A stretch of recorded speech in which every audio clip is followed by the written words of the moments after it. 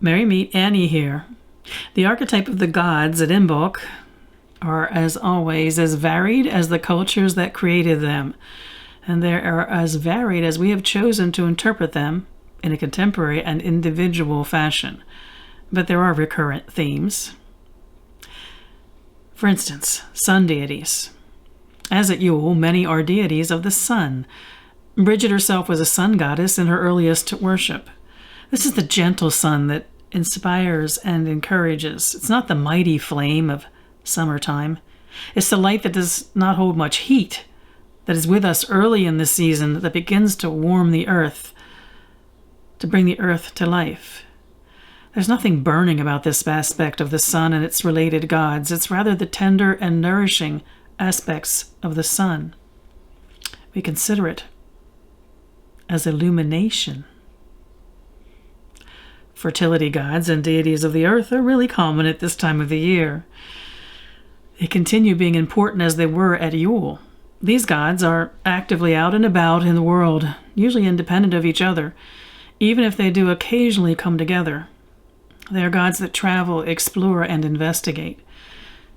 With several of the dedicants along the Greystone Path, I've been having some fascinating conversations about where the gods are at this time of the year and how they feel like their illustration to us is, in a way, by their absence. They're taking their time for themselves, as should we. Deities of the hunt are also common, although we start seeing deities in addition to the deities in the wild, deities honoring kept animals and animal husbandry, deities who protect the flocks and herds. They represent what is protected of what we need to survive. There's deities of inspiration. Of course, gods of inspiration and creativity begin to journey with us. These are the gods that represent the fire in our head that I talked about in the themes of Imbolc yesterday.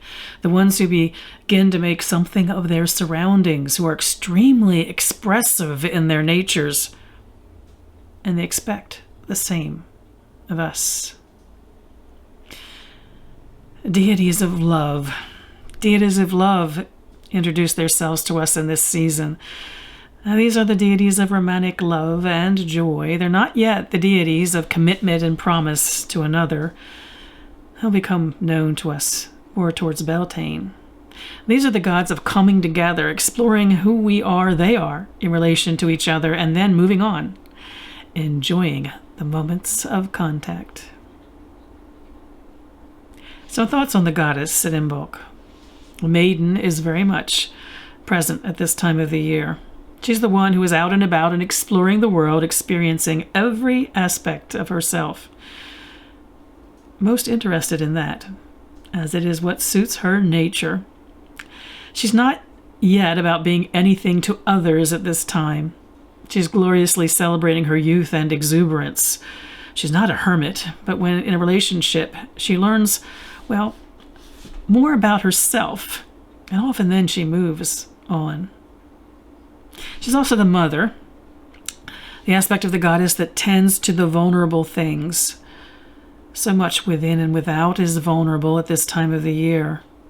And she remains with us through the season.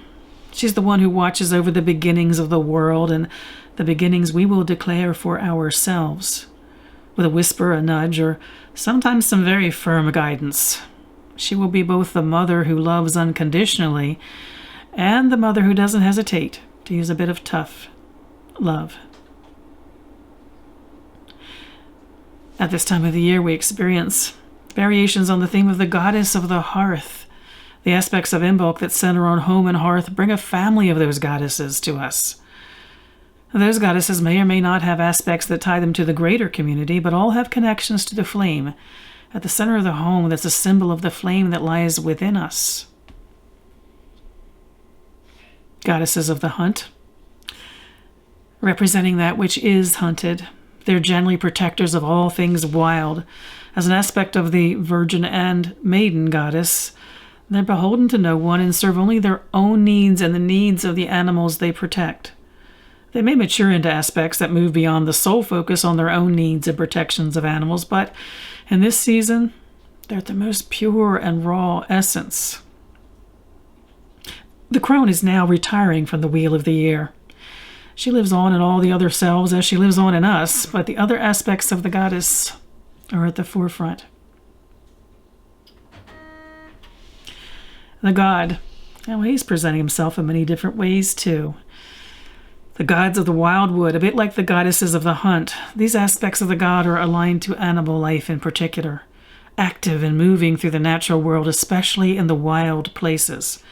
As the maiden, they are completely independent and not allied with or connected to others, even if they do come into contact with some aspects of the goddess here and there. They're interesting to consider. They aren't always necessarily protectors of animal life as they are animal life, especially the powerful beasts that protect and preserve their species. It's every instinct in us to protect and preserve. Father gods are part of this season, as the mother gods. Protection of the vulnerable, offering guidance and support with no hesitancy to be firm. In fact, the father gods tend to be more of a reputation of a giver of the tough love. But don't think that does not exist within the realm of the mother goddesses too. The smallest investigation into the goddess Kali will illustrate just how firm she can be. And we don't need to think that the father gods are all so tough and firm. After all, the earliest historical appearances of Kuan Yin were male, offering unconditional love. Of course, he's still the child of light, born at the winter solstice. He's everything that will come to fruition in these next seasons as long as it is nourished and supported. He's everything within us that we need to nourish and support. Everything that will come to an end if we're not aware and engaged in taking care of it. Gods of love, he shows up there for sure. They're present in our celebrations honoring the month of February, especially inspired by celebrations in ancient Greece and Rome as a month of love and romantic love.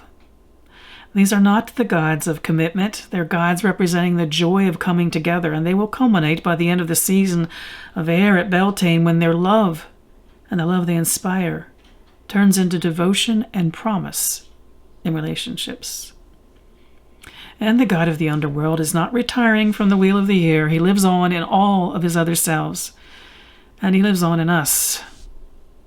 But his other aspects are at the forefront. What would you add to this list in consideration of who the gods are in the season of Imbolc?